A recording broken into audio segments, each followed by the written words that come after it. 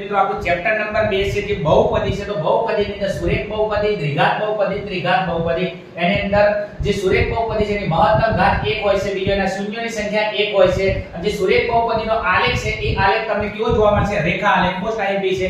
એના પછી નેક્સ્ટ ત્રિઘાત બહુપદી, એના મહત્તમ ઘાત કેટલી હોય છે? દ્વિઘાત બહુપદીની મહત્તમ ઘાત હોય છે 2, એના મહત્તમ શૂન્ય કેટલા હોય છે? 2 હોય છે. ઓકે. આગળ બીજો એનો દ્વિઘાત બહુપદીનો આલેખ પૂછે તો એનો આલેખ કેવો છે? પરવલયાકાર. એમાં બે પ્રશ્નો મોસ્ટ આઈએમપી છે કે a > 0 હોય એટલે તમને આ ઉપરની તરફ u ખુલ્લો પરવલય આકારનો આલેખ જોવા મળશે. a > 0 હોય તો ઉપરની તરફ u ખુલ્લો હશે અને a <0 હોય તો તમને આ ટાઈપનો નીચેની તરફ ખુલ્લો પરવલય ટાઈપનો આકાર તમને જોવા મળશે.